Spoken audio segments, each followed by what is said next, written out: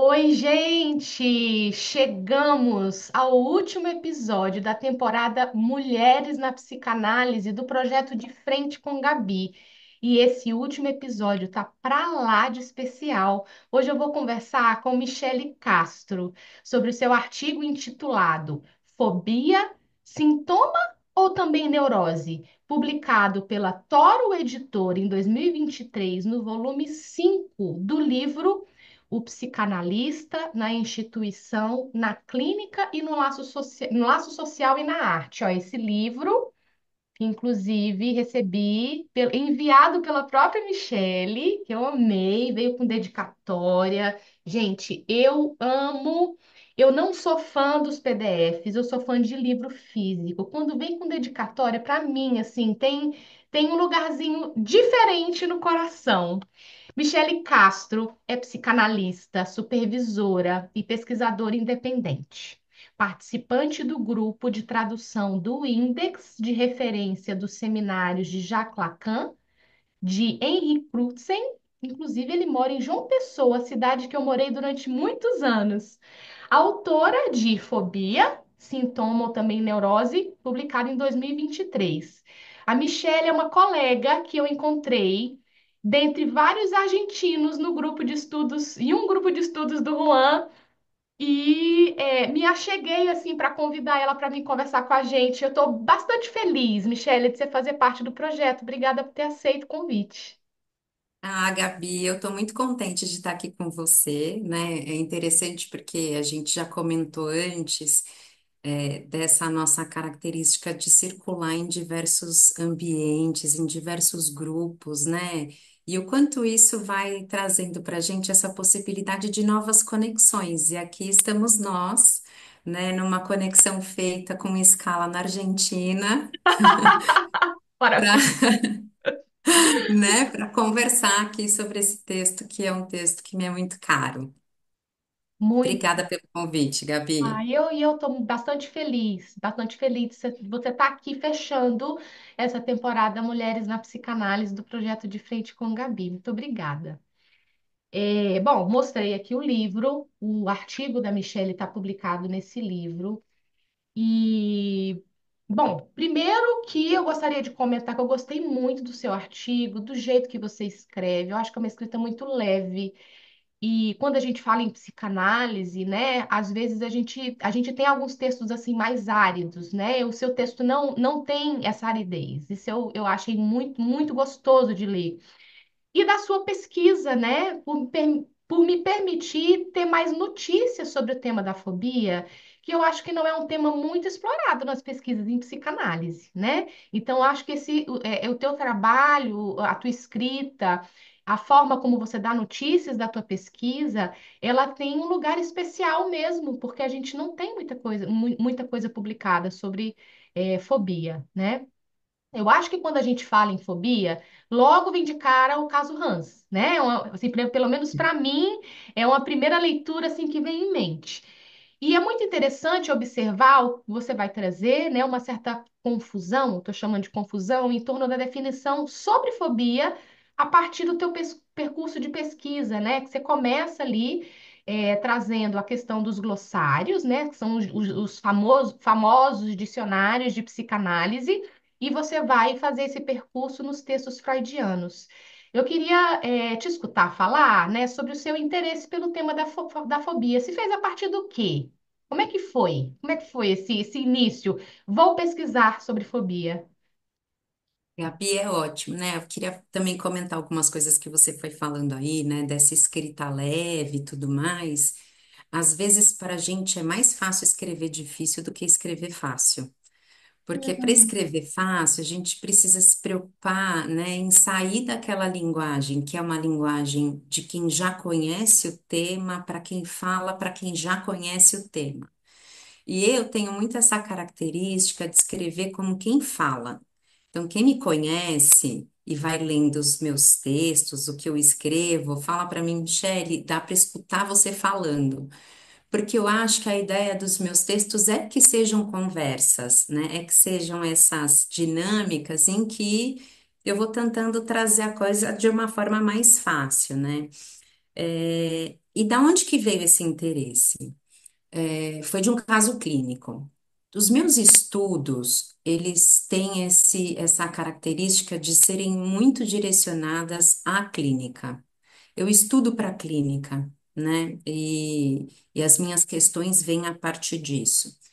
E eu estava com um caso clínico que ele me chamava atenção, porque nem eu conseguia, dizer que era uma histeria, nem eu conseguia dizer que era uma neurose obsessiva. E fiquei com essa, rodando, eu fui aos poucos descartando, né, a questão da histeria, estava ali às voltas com a neurose obsessiva, mas um pouco reflexiva, né, sobre como que o caso andava e como as coisas iam se desenrolando. E aí, numa conversa sobre esse caso, resolvi trazer esse caso para uma conversa com a Michele Roman Faria, que é uma pessoa que, né, faz muito parte do meu percurso aí de mergulho na teoria lacaniana, né? A Michele é uma pessoa de uma generosidade na transmissão, né, singular, é uma pessoa que circula bem nos textos. Então, foi isso, fui conversar com ela sobre o caso. E a Michelle tem uma leitura muito particular, né, a partir dos desejos colocados por Lacan, né, o desejo da neurose obsessiva, né, impossível, da histeria, insatisfeito, e também ela lembra ali a história do desejo prevenido da fobia. E aí, na hora, eu fiz uma interrogação enorme, porque quando a gente começa a estudar, né, Lacan, a gente coloca a fobia ali numa caixinha sintoma. E a Hum. gente pensa, né, fica nesse lado, neurose obsessiva e histeria. Quando ela falou isso, assim, gerou uma interrogação gigante na minha cabeça. Eu falei, ué, como assim?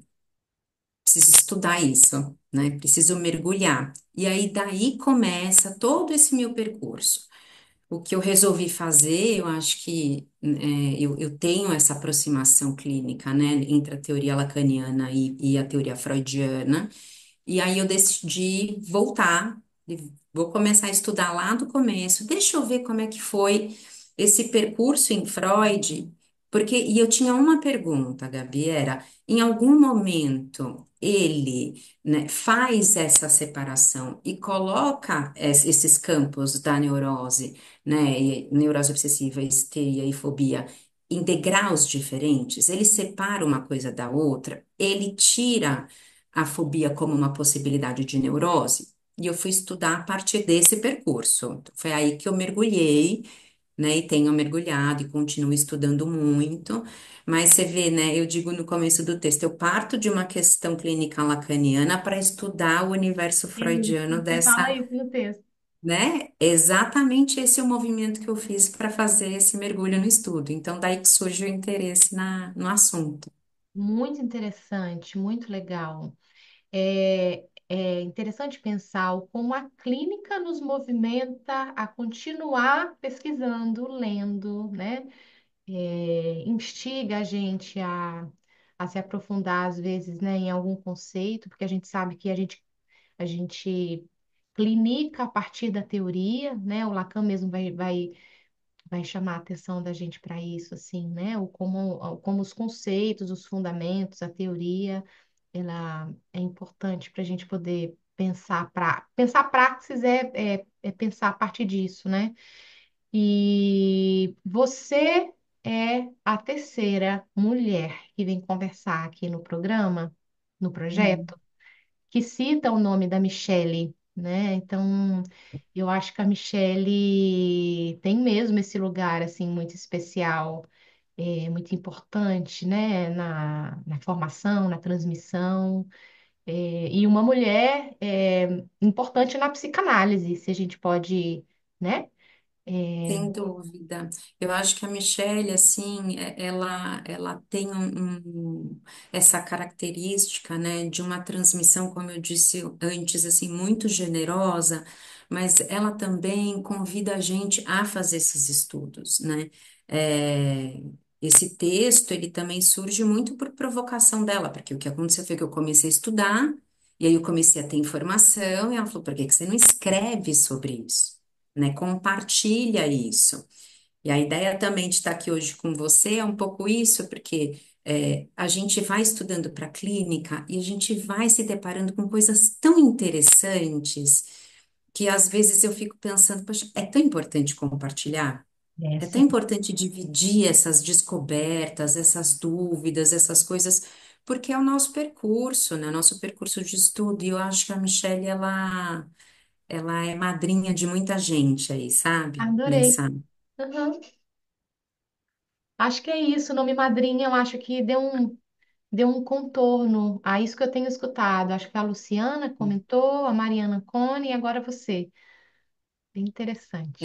Todas nós passamos de alguma forma ali pela, né, pelas conversas e as trocas com ela. Então, ela é mais uma mulher, assim, da psicanálise que, né, para a nossa cena contemporânea, eu acho que tem um papel fundamental. Muito legal. Muito bom. Bom, você vai discorrer, né, no seu artigo sobre o caminho que Freud faz sobre o conceito de fobia a partir do termo histeria de angústia. E aí, o que que daria para a gente pensar assim, né? O que que é a histeria de angústia, segundo Freud, e qual a sua diferença da histeria de conversão, que é a que a gente vai escutar mais, né? Porque é interessante que você traz, e eu não conhecia, né, que ele cria os dois termos ao mesmo tempo, né? Queria te escutar um Uhum. pouco falar sobre isso. Na minha pesquisa eu fui chegando nesse ponto, porque quando eu fiquei naquela dúvida, né, poxa, não é, o que que é, né, em que lugar que a fobia tá, eu fiz o percurso que geralmente a gente faz, né, a gente vai lá nos dicionários, como você tinha comentado, dá uma olhadinha para ver o que que alguém já escreveu, só que aí eu me dei, né, eu me deparei com uma incongruência, porque não era uma definição, né, única nos dois dicionários. Cada um tinha uma leitura. Eu falei, pronto, Tem alguma né? coisa aqui. Tem alguma coisa aqui. Aí tem um que tem fobia, o outro não tem, um tem neurose fóbica, o outro não. Falei, pera, aqui já tem um imbróglio. Que imbróglio é esse aqui? Né? E aí é interessante porque num deles, se eu não me engano, no da Rudinesco, eu percebi que eles faziam ali uma atribuição, né, de uma certa nominação dessa questão da histeria de angústia, né, para uma pessoa que não era Freud. Eu falei, pera, deixa eu dar uma estudada aqui, aí eu pego, né, os textos do Freud dizendo, olha, existia um quadro específico de um colega e que eu sugeri para ele, né, esse termo histeria de angústia, porque eu acho que nesse caso o que fica muito evidente é o quantum de angústia que ele tem. E aí daí eu começo a estudar para ver quando é que surge isso pela primeira vez, né?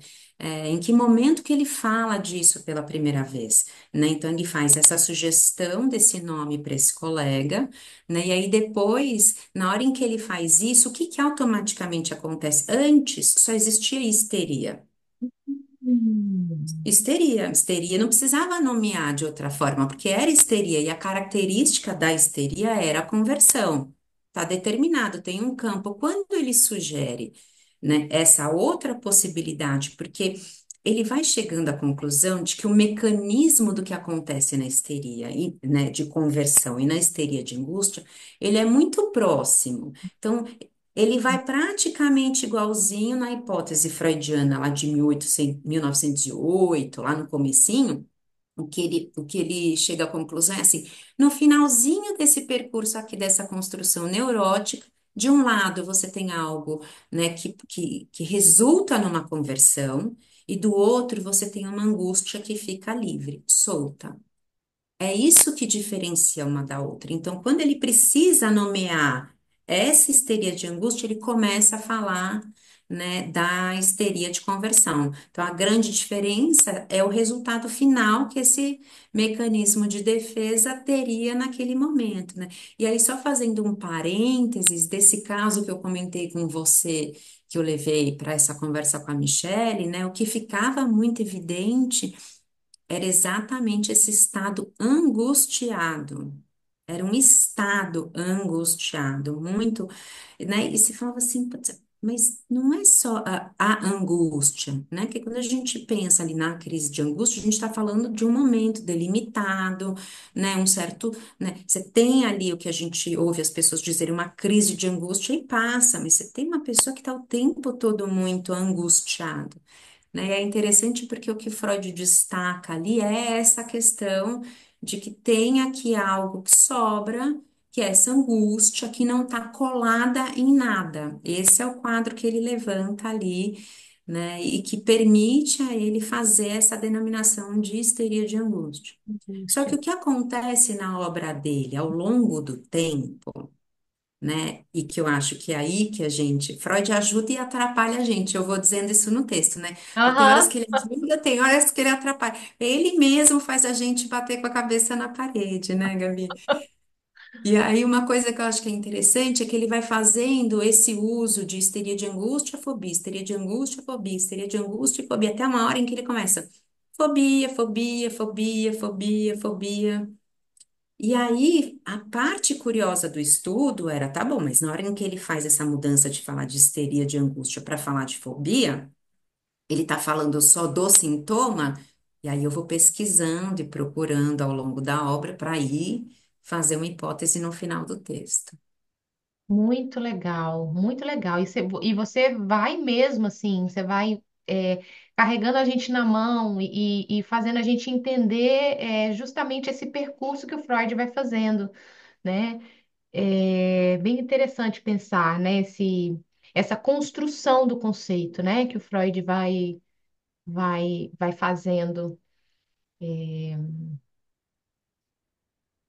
E muito interessante pensar, né? O que antes era então só chamado histeria, a partir dessa, vamos dizer assim, dessa nova configuração, ele precisou então de, bom, então a gente tem a histeria de conversão e histeria de angústia. E depois é que Isso. ele vai falando só em fobia, né?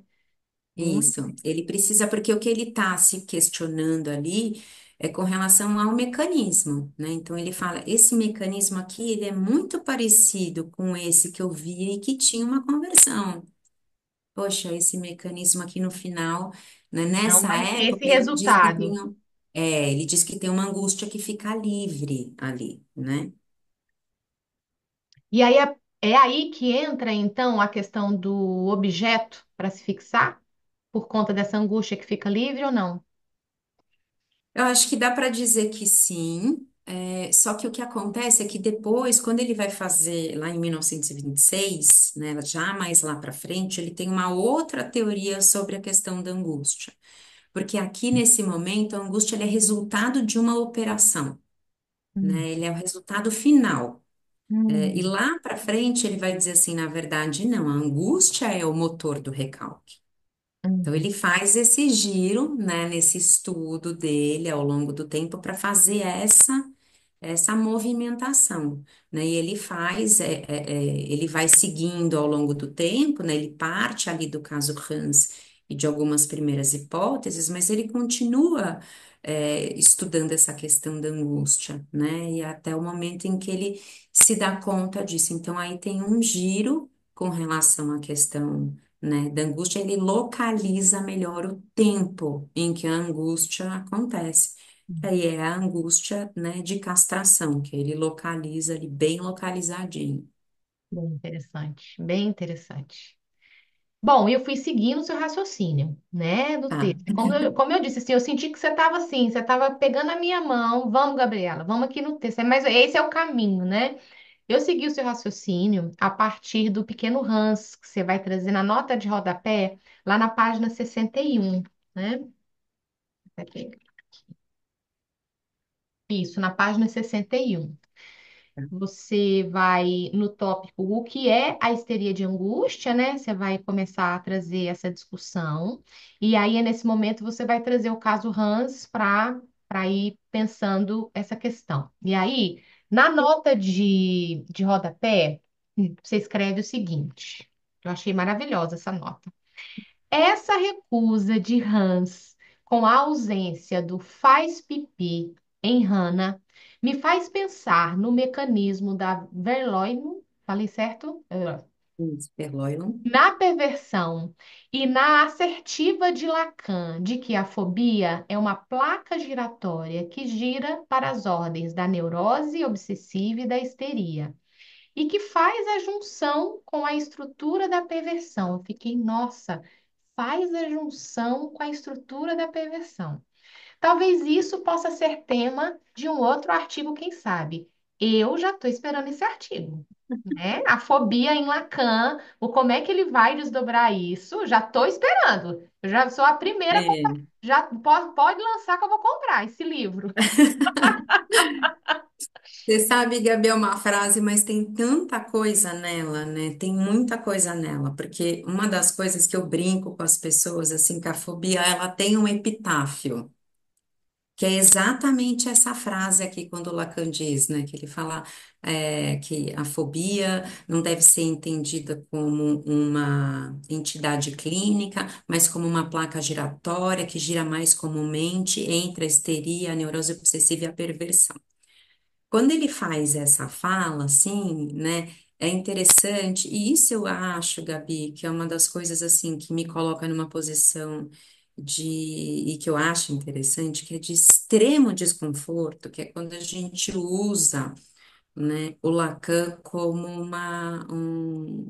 uma fala de autoridade, né? Está em Lacan, versículo Problema. 3, né? E aí Versículo 3. né? Porque tem momentos em que parece que a gente está nesse campo, assim, em que, né, foi dito, e aí o que acontece é que a gente para ali. A gente pega aquilo como um dado, e é interessante porque Lacan, ao longo da obra dele, vai falando algumas besteiras que a gente também vai, né, Das falando, gente, não, besteiras. mas espere, aqui ele falou uma besteirinha, vamos ver mais lá para frente, porque aquilo ali se transforma, né?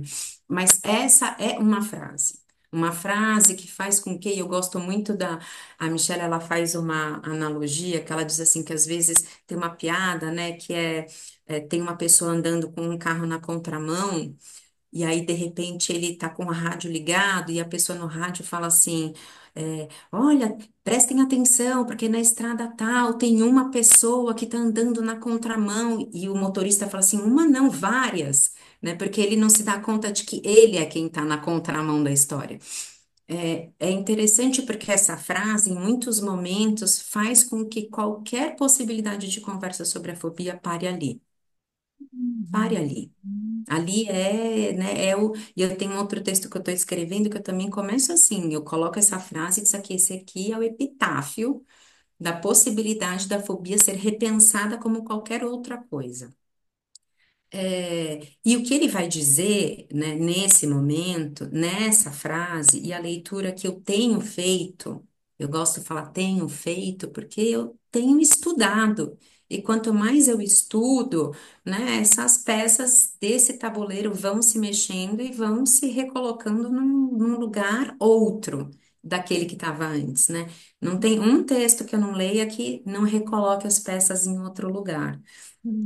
E a leitura que eu tenho nesse momento é que o que ele está dizendo ali, e aí vamos lembrar do Hans. O que que acontece com o Hans, né? Diante dessa impossibilidade de uma entrada mais pungente do nome do pai, o que que ele faz? Ele elege um objeto externo, um objeto fóbico externo, e que é um objeto do qual ele tem medo, né? E o que acontece é que, assim, se ele se aproximar desse objeto, o que que vai desencadear? A angústia. Mas a angústia vai se desencadear nesse objeto cristalizado, definido, né? E que ele sabe, ele consegue externamente localizar aquele objeto como é disso que eu tenho que ter medo. Então, se eu me prevenir, se eu conseguir me afastar, se eu conseguir manter distância, né, disso que me causa tanto medo, eu consigo, né, não me sentir o tempo todo angustiada, porque de um lado você tem essa angústia de algo que você não sabe, do inominado, você, né, aquela coisa que você não consegue nem localizar e que é essa sensação que a gente escuta quando alguém fala, né, desse momento de angústia mesmo, né? Não sei de onde vem, não sei para onde foi, comecei a me sentir mal e aquilo me tomou. Pensa a iminência de você ficar o tempo todo nessa sensação, né? A fobia, ela vem como alguma coisa que fala assim, pera, tá aqui, ó, é disso aqui que eu tenho medo, né? Então eu posso circular, eu posso voltar a viver não sem me prevenir, não sem me restringir de algo. Então, a fobia, ela tem essa característica, né? Quando você pega umas fobias mais intensas, né, que permeiam muitos planos da vida, essa pessoa tem uma dificuldade de circular, porque qualquer movimento que ela faça, né, tá ali na iminência de encontrar com aquilo que lhe causa angústia. Agora, tem uma coisa bonitinha, né, no caso do Hans, e que a gente só pode acompanhar, isso eu também gosto sempre de marcar, porque o pai dele estava ali, as voltas com a anotação, né, do que ele ia dizer para o Freud e tudo mais, era um cavalo, é um cavalo que cai, é um cavalo que toma, é um cavalo que morde, é um cavalo que tem charrete. A gente vê ali, né, de alguma forma, isso que vai andando não sem o cavalo. Talvez se ele chegasse no nosso consultório hoje, né, com 30 anos, fosse mais difícil da gente achar o cavalo nisso tudo que ele está contando, né? Porque pode mudar a Interessante charrete, pensar isso. da charrete para o avião, do avião para o, sei lá, para o navio, e assim você vai, né? Mas como é que você volta até o cavalo? Essa é sempre a minha grande provocação, né? Como é que você porque a gente está falando de um significante, né? E o Uhum, significante ele não significa a si mesmo, então ele vai fazendo esse deslocamento, uhum, né? Ele vai deslizando, e ele vai deslizando, né? Ali a gente tem um recorte muito bem delimitado dele numa certa idade. Se a gente fosse escutar ele com mais tempo, talvez a gente fosse penar um pouco mais. E talvez hoje em dia, Gabi, às vezes essa é um pouco a minha aposta, a gente fosse apostar numa neurose obsessiva ao invés de pensar numa fobia. Mas, né, isso daí é uhum, tema para vários outros assuntos. Mas voltando à questão da placa giratória, o que que acontece naquele momento, né, a forma como Lacan leia e eu entendo que aquilo está restrito na minha leitura a esse momento infantil, né, e que não sem a gente lembrar que é esse momento aí, as voltas com o complexo de Édipo, é como uhum. se houvesse um tempo de suspensão. Então, aquela fobia ali tivesse ocorrendo como uma suspensão, né? Não tem o nome do pai punjante operante ali, né? E que, enquanto ele está em suspensão, essa placa, né? Essa dinâmica que ela pode tanto acarretar numa histeria, quanto numa neurose obsessiva, quanto numa perversão. Ainda não está Então, definido, e aí está girando e, enfim.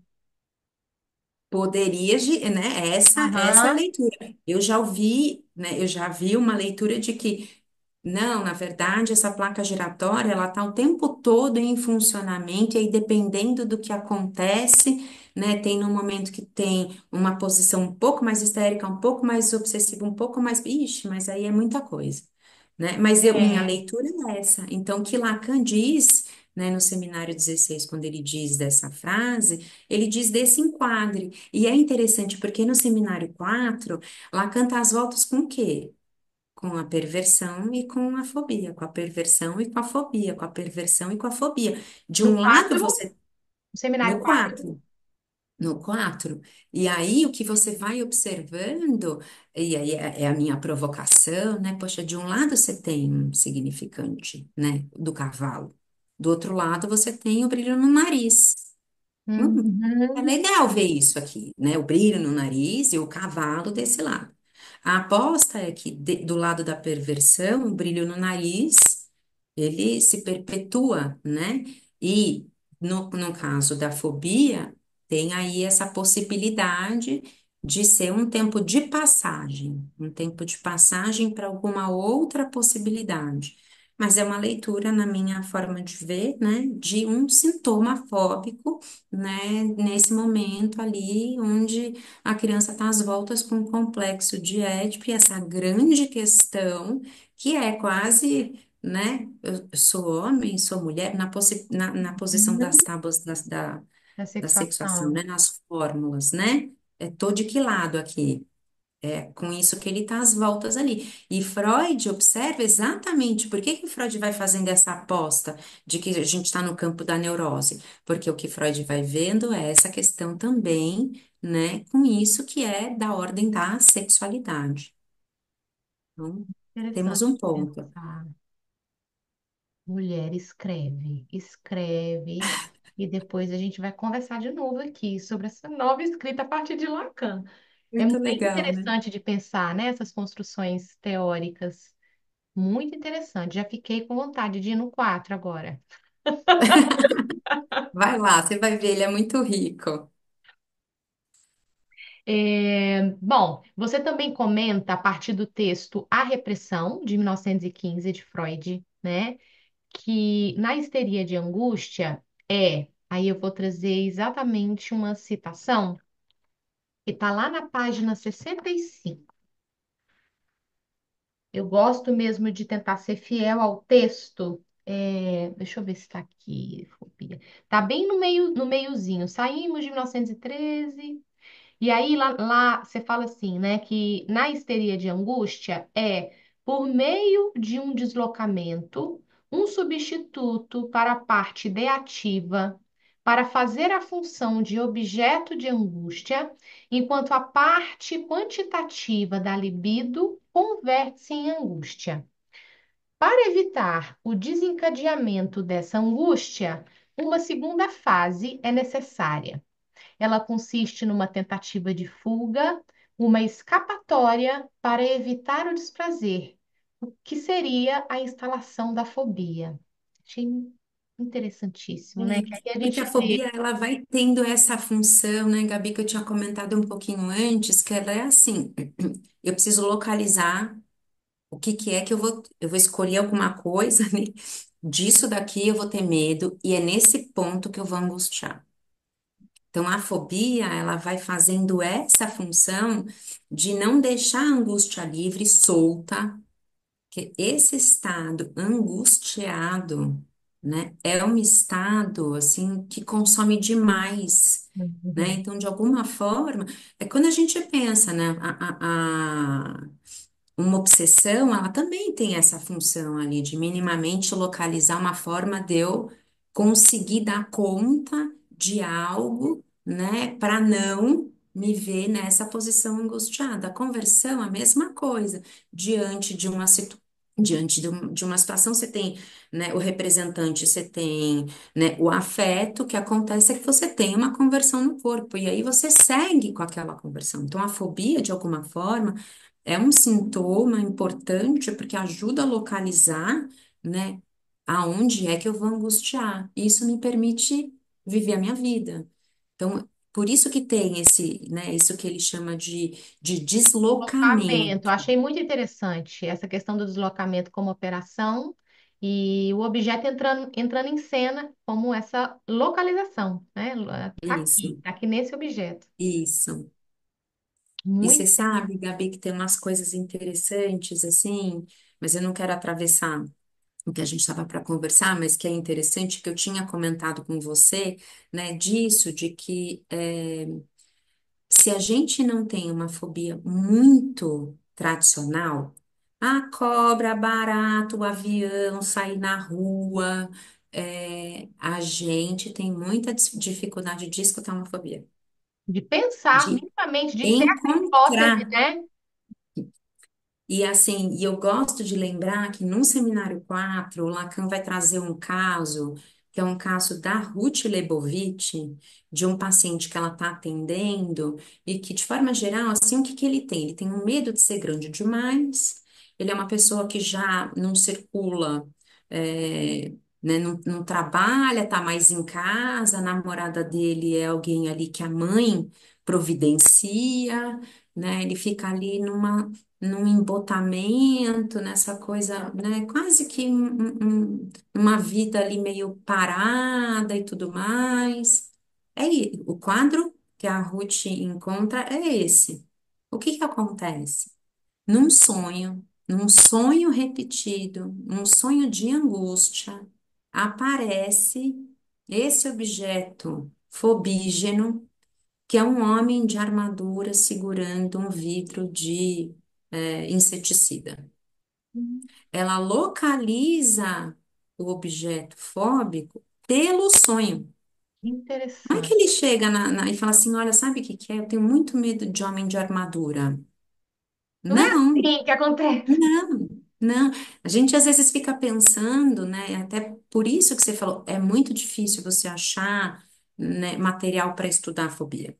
E a maioria dos materiais que você encontra para estudar fobia são só sobre o Hans.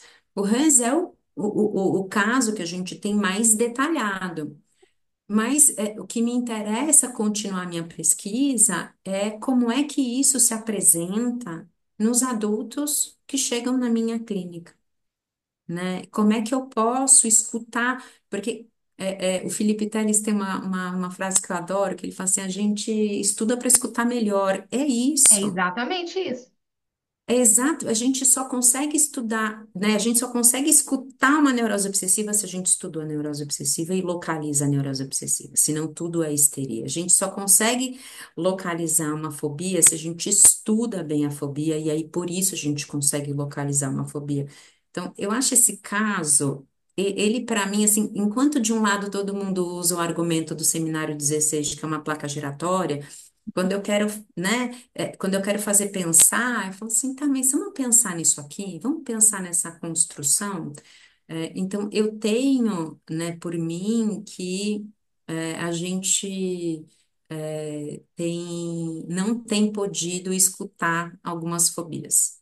Tem um recorte interessante não é do Pommier, poxa, essa parte da Gerardinho, frente aqui, de quem que era? Não era do meu mãe. Eu lembro, depois eu vou ter que me redimir, mas era de um quadro, né? Não, é do Pommier, sim, que ele vai dizendo o seguinte, né? Às vezes a gente acha que a gente está diante de um quadro de toque, porque a pessoa está às hum, voltas o tempo todo com essa questão da limpeza das mãos. Tá limpando a mão, tá limpando a mão, tá limpando a mão, tá limpando a mão, quando na verdade o que você tem ali é uma fobia de sujeira. hum. Adorei que você fez assim. Olha que interessante. E não é São duas. pensar, não é pensar o fenômeno, limpar as mãos, né? Mas o como isso aparece E a até fazer, partir. e até poder fazer essa aposta, né? Porque, em geral, o que acontece é uma obsessão, ponto. Né? Vamos pensar, né, como uma obsessão. E pensar como uma fobia, né, tem uma outra implicação. Né? É uma implicação de como que você escuta aquele significante que de alguma forma cristaliza algo nele ali, né? Interessante, muito. Eu fiquei pensando, né, se não tem muitos casos de que são pensados como toque, que de repente não são toque, são fobia. Exatamente, exatamente. Só que a gente só vai poder escutar, né, uma fobia se a gente puder observar, né, dentro desse fenômeno, escutar mais a fundo nesse fenômeno, se a gente percebe ali um significante fóbico, né, surgindo ali como um objeto de uma fobia. Bem interessante. Enfim, o teu texto abre várias outras abas, assim, abre muitas abas para a gente poder pensar a fobia, né? Tem uma parte do artigo, vamos ver se aqui, eu acho que está mais para frente. Tá na página 70. É, você vai comentar ainda, né, sobre o pequeno Hans e o Homem dos Lobos, né? E você traz a questão dos aspectos orais na formação da fobia, bem como a agressividade ligada à fase libidinal sádica. Está bem nesse primeiro parágrafo. Assim, você cita que Lacan vai abordar algo a respeito no seminário 10 a partir da metáfora do louva-a-Deus. E aí eu fiquei bem interessada, assim, em você poder comentar um pouco. Não deu tempo de eu ir lá para poder ler e poder abordar até com mais, né, com mais questões teóricas mesmo aqui com você. Mas, enfim, me chamou muita atenção, né? Que você, a partir de Freud, dos casos de Freud, você faz essa articulação com essa metáfora do louva-a-Deus no Seminário 10, a Angústia, do Lacan. É, uma coisa interessante que a gente observa nos quadros de fobia, Gabi, é essa relação com essa questão da oralidade e dessa iminência muito presente de ser devorado. Então, Hum. quando você vai escutando sobre essa fobia e a pessoa vai te contando sobre como é que isso vai, o que que sente, o que que é, chega uma hora em que você chega nesse ponto, nessa sensação, e aí o Lacan faz essa articulação, né? Ele vai falando sobre essa questão da angústia, que é essa ideia de que em algum momento, né, você vai ser, no final, então, eu vou ser devorado. E aí o próprio Hans, né, ele vai trazendo esse medo de ser mordido. Geralmente Ah, quem do cavalo. tem fobia de cobra não é da cobra, é de que a cobra me morda. Vai Exato. tendo, né? Você vai tendo, e é interessante porque a fobia ela carrega uma ação junto. Eu falo para as pessoas, né? Sempre tem uma ação. Não é só o objeto, mas é que aquilo me faça algo, e a oralidade é uma coisa que vai ficando muito presente. Né? E você escuta isso, eu tenho medo de no final de ser engolido, devorado. Então, e aí você vai escutar o que, ai, o meu chefe, ele me demanda demais, ele fica o tempo todo me pedindo as coisas e eu faço e não dá certo, eu faço e não dá certo, eu fico tentando antecipar aquilo que ele quer e eu fico, tô pegando aqui um caso aleatório, tá? Aham. Surgindo aqui. E aí ele, né, como é que vai ser, o que que ele vai achar do meu trabalho, meu Deus. E aí isso daí vai indo até o ponto de que no final, né, o ponto em que a pessoa chega, assim, parece que uma hora ele vai me engolir. Eu vou deixar de existir. E isso é uma coisa muito característica da angústia, né? E essa, para mim, eu acho Hum. que também é uma bússola importante, né? Para a gente localizar ali até que ponto aquilo que está se falando, né, vai se aproximando dessa sensação da angústia. Então, isso, né? E aí, qual que é a história da louva-a-Deus, né? Ela está diante, né? O louva-a-Deus está diante da fêmea. Só que ele não sabe se ele é macho ou se ele é fêmea. Dava até para a gente fazer uma ligaçãozinha aqui com a questão da, né, que a gente estava comentando das fórmulas da sexuação. Mas enfim, ele não sabe se é homem, ele não sabe se é mulher. Só que se ele for homem, o que acontece é que depois da cópula, a cabeça dele vai ser arrancada. E Apenas. ele tá ali. Vai me engolir, não vai me engolir? Vai me engolir, não vai me engolir?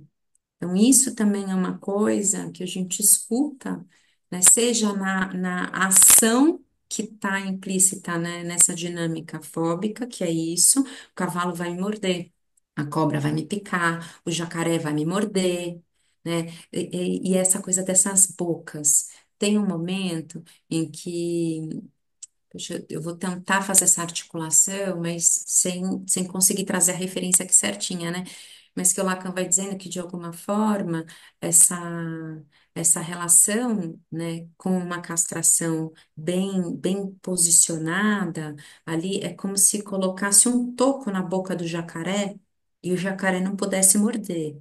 A angústia é você se colocar na possibilidade, você se ver nessa possibilidade de ser objeto engolido por essa boca que não tem um toco e que essa boca pode te engolir. É a pura sensação de se colocar, né, no lugar de objeto do gozo do outro. Muito interessante, demais pensar essa questão da oralidade, né, dos aspectos orais, como, vamos dizer assim, um elemento clínico importante para pensar a hipótese diagnóstica da fobia, né? Interessante Uhum, demais. E essa articulação que você faz com o que o Lacan vai trabalhar no Seminário da Angústia. isso. Interessantíssimo. É isso, assim, Michele, lê o teu trabalho e pensar sobre essas várias abas que vão sendo abertas, né? A partir da tua pesquisa, dá vontade de ler mais, dá vontade de também pesquisar sobre a fobia. Porque essa foi a sensação, assim, de, nossa, gente. Eu não tenho leitura sobre fobia, né? Isso que a Michelle está trazendo é interessantíssimo, porque a gente não circula muito no sentido de questionar e poder pensar o que que é a fobia mesmo, né? E Então, Gabi, assim, sabe eu uma acho que coisa? o- você tem que compartilhar, continuar compartilhando com a gente. E Gabi, você sabe uma coisa assim que é interessante, né? Você descreveu aí, sou pesquisadora independente, e é muito a sensação que eu tenho dessa pesquisa, né? Porque é uma pesquisa que é difícil de você articular com outros colegas, porque tem que estar com muita vontade de pesquisar isso para poder se fazer as perguntas, né? E abrir esse campo. E tanto a gente tem dificuldade de leitura sobre o tema, então tem poucos textos e geralmente os textos eles trazem as mesmas coisas relacionadas ao Hans, quanto a gente tem dificuldade de fazer esse bate-papo e de levantar uma pista e falar assim, não tem essa pista aqui, o que que você acha? Então, quando eu encontro algum colega que, né, circula um pouco mais sobre isso, eu já falo, vamos conversar, mesmo que as hipóteses sejam distintas, ótimo, porque é exatamente isso, né, nessa possibilidade de uma hipótese distinta, não é só você escutar, eu penso diferente, bom. Vamos pensar junto aqui, o que que dá para pensar? E essa articulação hoje em dia é mais difícil de encontrar. Então, eu me sinto efetivamente uma pesquisadora independente, né, nesse tema. E que bom que você está fazendo essa pesquisa, e que bom que você publicou isso num livro, que bom que a Michelle te instigou a pesquisar e a poder escrever. Eu acho que essa pesquisa que você diz, né, que você tem lido, né, que você continue a ler e que possa continuar escrevendo, né, no sentido de dar notícias para quem for ler o teu trabalho, né, notícias do que você tem pesquisado. É muito importante a tua pesquisa. Eu acho que é isso, assim, para poder fechar, a tua pesquisa é bastante importante. Ah, Gabi, obrigada. Eu acho que é isso, assim, né? Eu tenho estudado bastante, então eu acho que vai ter um tempo entre esse texto aí que está na tua mão, né? E eventualmente, né, outros materiais um pouco mais robustos sobre o tema.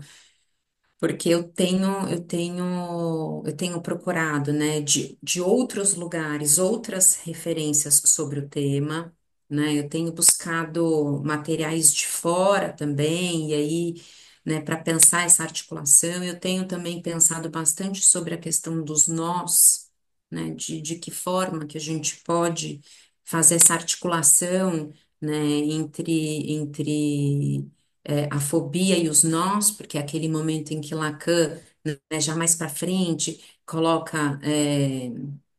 Bom, tem gente que chama de nó borromiano, tem gente que chama de cadeia borromiana, mas enfim, né, que ele vai Uhum. fazendo os aros ali. Então, essa sobre pensar aí já também, né, numa outra leitura, né, real, simbólico, imaginário, né, de que forma que essa articulação do nó ali pode dar notícias para a gente dessa questão da fobia, né, e eu tenho seguido com uma questão de base nessa pesquisa que continua sendo o mesmo título, né, do artigo feito com essa perspectiva freudiana, que é pensar Lacan e os pós-lacanianos, né, de que forma que isso se apresenta. E é muito interessante porque não tem consenso mesmo, né? Você vai lendo diversas perspectivas e não há um consenso.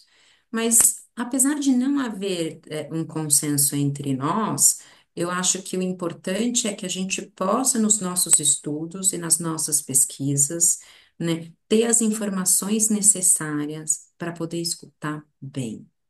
Isso eu acho que é Porque a o base, né? final Super importante. o final de tudo não é ter um artigo bonito, não é surgir com uma teoria, é poder pensar, né, de que forma que tudo isso que se estuda pode contribuir, né, com a gente na escuta clínica, Claro, para que isso reverbere no percurso de análise de quem está com a gente. claro, claro, super importante. Isso. Quando você fala assim, né, sobre essa questão do consenso, eu acho que a gente tem várias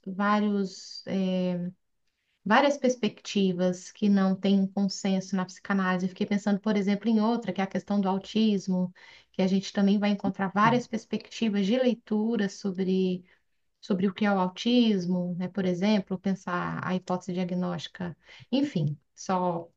E é isso, que as leituras, as referências, né, as bases teóricas possam ajudar a gente a escutar melhor e, portanto, balizar uma clínica, é, enfim, preocupada mesmo com uma direção do tratamento, né? Sim.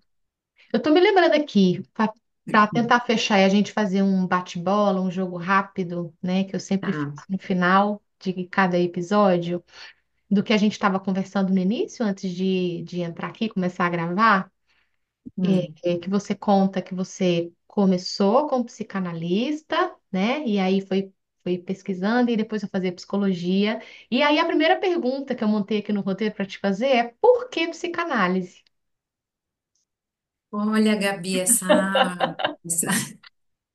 talvez essa resposta seja fácil pelo meu próprio percurso. Eu fiz a minha primeira análise muito jovem. Eu tinha, acho que, 24 anos. E naquele momento, né, com a minha analista, naquele momento, eu falei: é isso. Uhum. Decidi ali. É a Então, psicanálise. é isso. Foi uma coisa assim que, né, foi fruto da minha análise dessa que eu comecei muito jovem. Então, Uma análise decidi que ali. produziu uma analista. Então, por isso que eu E falei, não talvez é seja. todo final de análise que se produz um analista, né? E eu nem sei E se no ali seu foi o caso, final de análise, mas no meio da análise eu já tinha, né? você sabe que o final de análise é um tema que eu pretendo começar a investigar em 2025. Eu já estou aqui reunindo textos, fazendo essa parte metodológica. E essa é uma questão, por exemplo, o que que é mesmo o final de análise? Enfim, né? Eu acho que é uma grande questão para se poder pensar. Mas no caso que você E está tem, trazendo, o porquê a psicanálise é uma análise que produziu uma analista. no meu caso foi isso, foi a minha análise. E na minha análise eu falei, é isso. Então, Muito para mim foi simples assim. Muito bom. Para você, pesquisar é. Nossa, pesquisar é tanta coisa. Eu acho que pesquisar para mim é movimento, pesquisar para mim é deslocamento, pesquisar para mim é remexer tudo aquilo assim que num determinado momento parecia ser uma certeza e vira uma dúvida. Eu acho que o legal do processo de pesquisa é que você está o tempo todo se colocando questão. E eu adoro essa dinâmica de colocar questão. Eu gosto menos das respostas do que do processo da investigação da pergunta. Essa dinâmica, né? E você fala assim, bom, mas o tema ele é muito específico, é fobia. Gente, né, você partir do princípio de que o que está no cerne da fobia é um significante, você está falando de toda a psicanálise. De Apenas. toda, toda, né? É isso, a gente tá, já surge e isso daí vai abrindo muitas portas. Então, para mim, é essa dinâmica, assim, pesquisar é algo que eu estou o tempo todo fazendo, porque eu gosto desse movimento. Muito bom. Uma mulher na psicanálise. A Michelle, não preciso nem pensar. Veio na hora. Eu já tinha falado antes até, né? É, Um hobby. Você tem algum hobby? tenho, eu costuro. Ai, menina, mentira! Que legal! Eu costuro, Gabi, e é uma coisa que é muito legal porque é bem manual.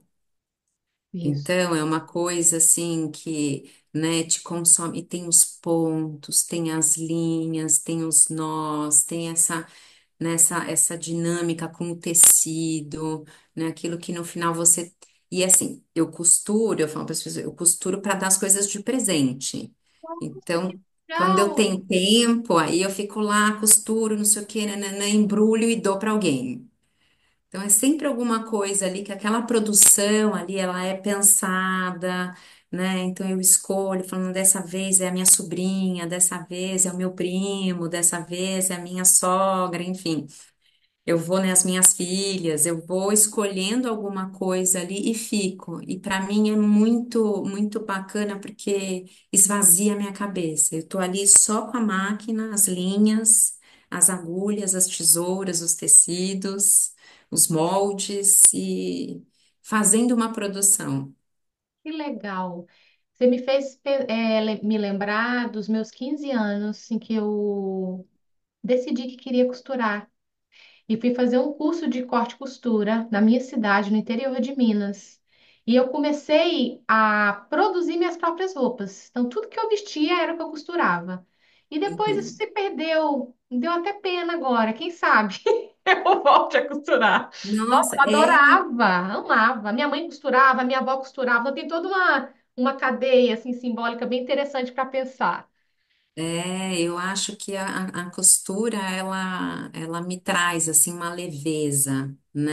E eu curto demais, tá no meio dessas coisas. Porque quando eu escuto alguém cortando um tecido assim, aquele som da tesoura cortando o tecido.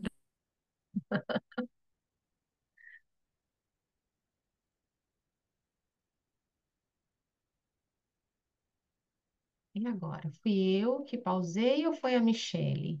Para mim é maravilhoso. Ai, que ótimo. É, um texto ou Gabi? oi, Gabi? consegue me escutar?